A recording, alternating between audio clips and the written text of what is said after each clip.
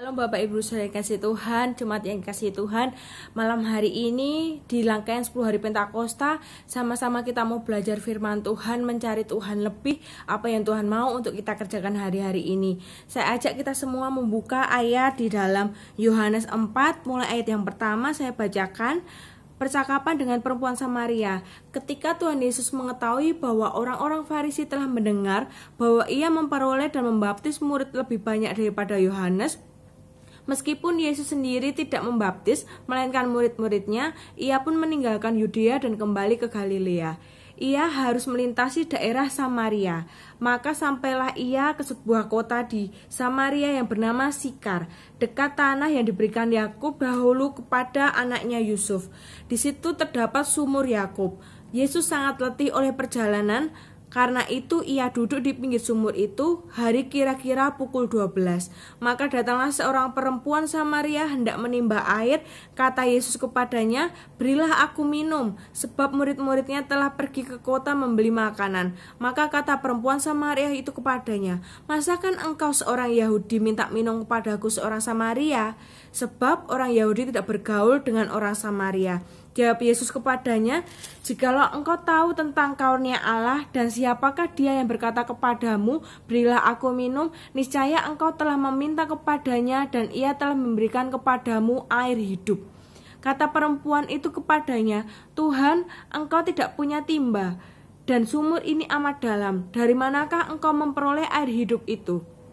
Ayat 12, "Adakah engkau lebih besar daripada bapa kami Yakub yang memberikan sumur ini kepada kami dan yang telah meminum sendiri dari dalamnya, ia serta anak-anak dan ternaknya?" Jawab Yesus kepadanya, "Barang siapa minum air ini, ia akan haus lagi. Tetapi barang siapa minum air yang akan kuberikan kepadanya, ia tidak akan haus untuk selama-lamanya. Sebaliknya, air yang akan kuberikan kepadanya akan menjadi mata air dan dalam dirinya, yang terus-menerus memancar sampai kepada hidup yang kekal."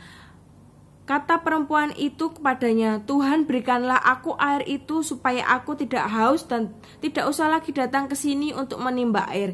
Kata Yesus kepadanya, "Pergilah, panggillah suamimu dan datang ke sini." Kata perempuan itu, "Aku tidak mempunyai suami." Kata Yesus kepadanya, "Tepat katamu bahwa engkau tidak mempunyai suami, sebab engkau sudah mempunyai 5 suami, dan yang ada sekarang padamu bukanlah suamimu. Dalam hal ini engkau berkata benar." Kata perempuan itu kepadanya, "Tuhan, nyata sekarang padaku bahwa engkau seorang nabi. Nenek moyang kami menyembah di atas gunung ini, tetapi kamu katakan bahwa Yerusalemlah tempat orang menyembah." Kata Yesus kepadanya, "Percayalah kepadaku, hai perempuan, saatnya akan tiba bahwa kamu akan menyembah Bapa bukan di gunung ini dan bukan juga di Yerusalem.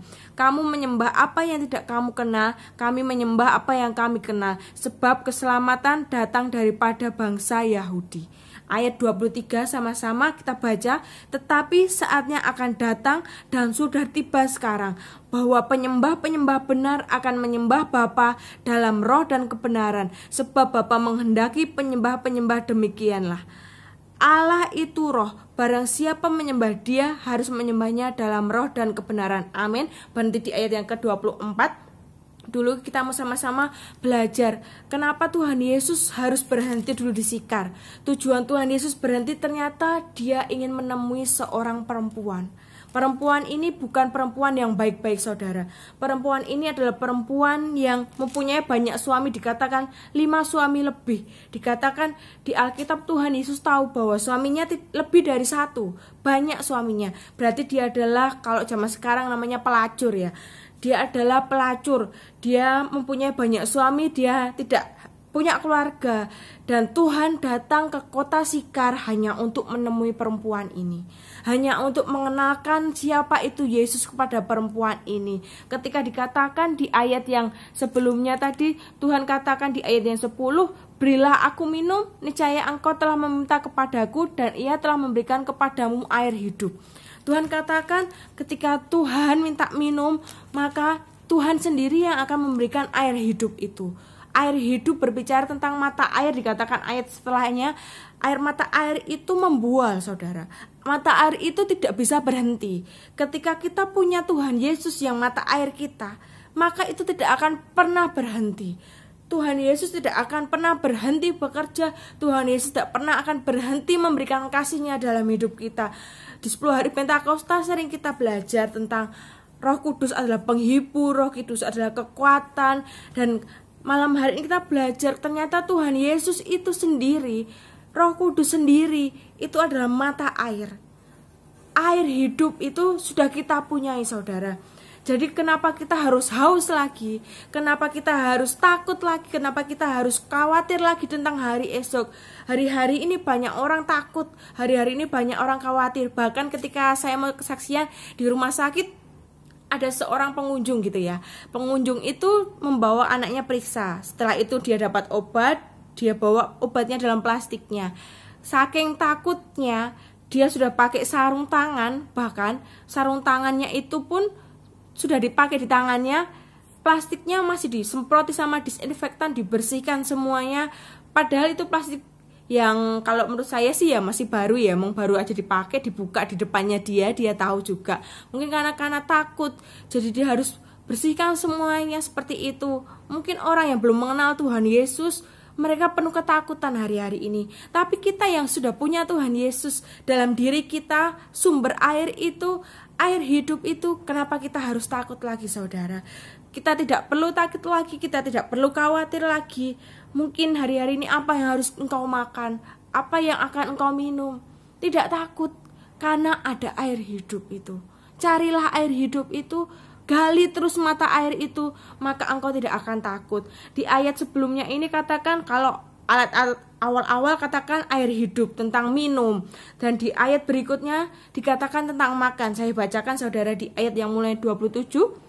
Pada waktu itu datanglah murid-muridnya dan mereka heran bahwa ia sedang bercakap-cakap dengan seorang perempuan, tetapi tidak seorang pun yang berkata, apa yang engkau kehendaki atau apa yang engkau percakapkan dengan dia. Maka perempuan itu meninggalkan tempayannya di situ lalu pergi ke kota dan berkata kepada orang-orang yang di situ, mari lihat, di sana ada seorang yang mengatakan kepadaku segala sesuatu yang telah kuperbuat. Mungkinkah dia Kristus? Maka mereka pun pergi keluar kota lalu datang kepada Yesus. Sementara itu murid-muridnya mengajak dia, katanya, Rabi, makanlah.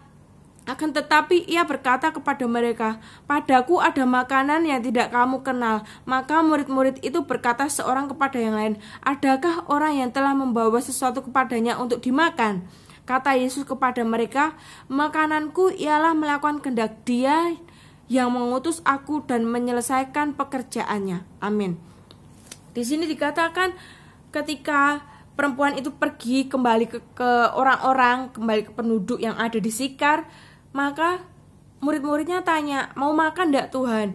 Dan Tuhan menjawab, Tuhan sudah tidak mau makan. Akan tetapi ia berkata mereka, pada makananku adalah melakukan kehendak Tuhan, melakukan kehendak Allah, melakukan kehendak Bapaknya.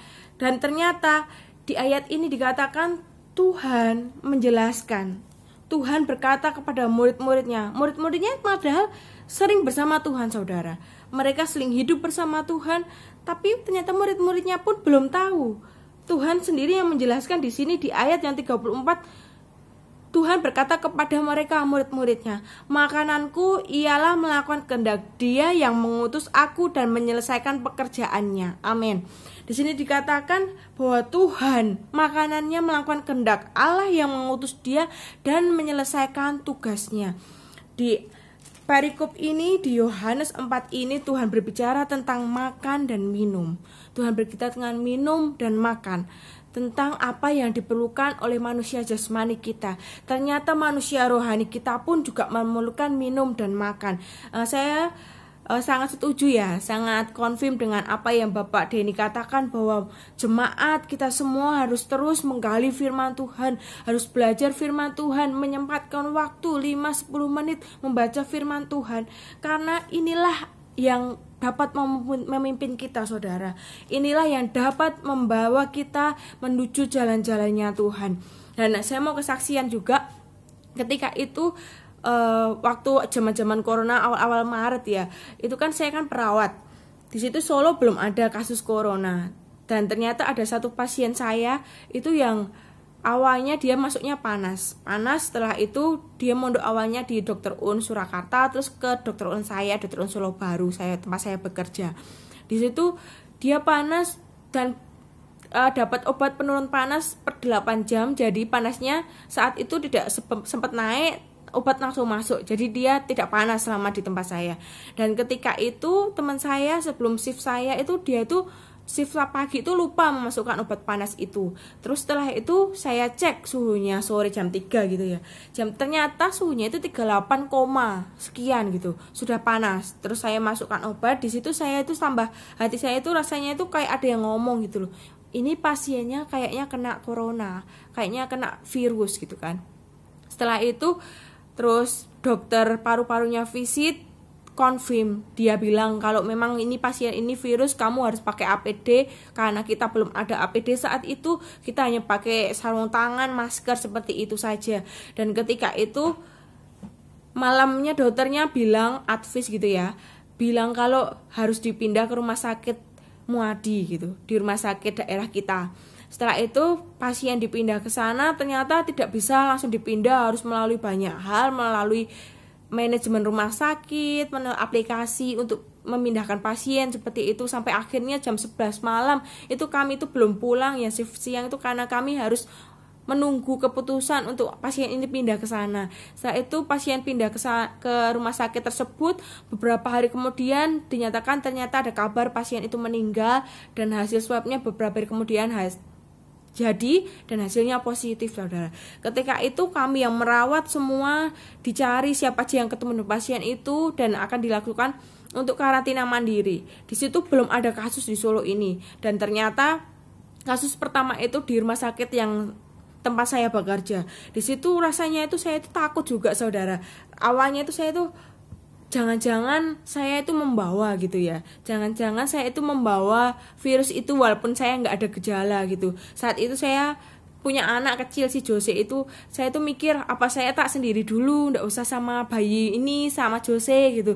Karena kan nanti kasihan juga, dia masih bayi, imunnya jangan-jangan pas lagi turun atau sama suami saya nanti takutnya bisa menularkan gitu walaupun saya nggak ada gejala. Tapi ketika saya dan suami saya dan si Jose berdoa, kita berdoa bersama mesbah keluarga setiap malam, setiap pagi kita berdoa, kita perjamuan kudus. Di situ saya yakin, kenapa kamu takut? Tuhan itu ada dalam dirimu. Kenapa kamu takut? Kenapa kamu bimbang? Karena Tuhan Yesus itu yang ada dalam hidupmu, yang mengcover kamu, yang melindungi kamu. Ketika itu saya langsung, oh iya, benar juga ya. Kenapa aku takut? Kenapa aku khawatir? Ada darah Yesus, ada kuasa yang lebih besar dari kuasa apapun, kuasa penyakit, kuasa virus apapun itu. Yang lebih besar itu yang kita miliki dalam tubuh kita. Ketika itu saya semakin diteguhkan, saudara. Ternyata setelah 7 hari, harusnya kan 14 hari karena 7 hari sudah bekerja, jadi 7 hari di rumah. Dan besoknya saya tidak ada keluhan apapun. Mungkin teman-teman saya ada yang sakit, pilek, batuk gitu, tapi puji Tuhan saya tidak ada keluhan apapun dan saya bisa bekerja kembali. Di situ hari-hari ini banyak hal, apalagi saya bekerja di rumah sakit, saya tetap bekerja. Bahkan kalau yang lain sudah mulai istirahat gitu ya di rumah, tapi saya sendiri harus 2 kali 3 kali ekstra bekerja di rumah sakit dan meluangkan banyak tenaga saya gitu, saudara. Tapi saya percaya dimanapun kita berada, ketika Tuhan izinkan kita bekerja dari rumah, ketika Tuhan izinkan anak-anak kita nggak bersekolah dulu, harus di rumah, Tuhan punya cara untuk menolong kita. Tuhan punya cara untuk membuat kita tidak khawatir, karena air hidup itu ada dalam diri kita. Dikatakan di dalam Kisah Para Rasul 6 ayat 4, katakan bahwa memusatkan diri dalam doa dan pelayanan firman. Dan hari-hari ini, saudara, adalah kesempatan ketika kita harus di rumah, ketika kita tidak bisa pergi ke mall, kita bisa pergi kemana-mana, sama-sama kita mau belajar untuk berdoa dan menggali firman lebih lagi. Karena itu yang kita mau, karena itu yang Tuhan mau dalam hidup kita, bahwa kita mengenal pribadinya lebih lagi, menggali air mata air itu lebih lagi, maka kita tidak akan haus lagi, tidak ada khawatir lagi.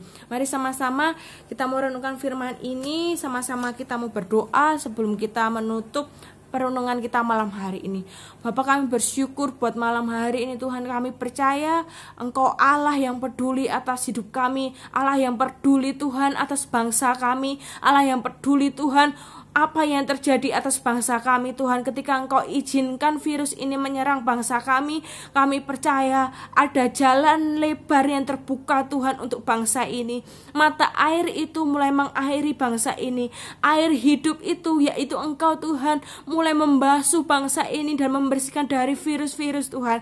Terima kasih, Engkau bersyukur. Kami serahkan siap jemaat-Mu Betani El Betel Solo Baru ke dalam tangan kuasa-Mu, yang paling kecil sampai yang paling tua Tuhan. Kami percaya semua dalam perlindungannya Tuhan, dan Engkau yang berkati bangsa kami Bapa. Keadaan bangsa ini, siap Presiden Bapak Jokowi dan wakil, tiap pemimpin-pemimpin bangsa ini Tuhan, beri kebijaksanaan, beri hikmah-Mu untuk mengambil keputusan Tuhan, apa yang harus dilakukan Tuhan di dalam pandemi ini Tuhan. Terima kasih, kami bersyukur.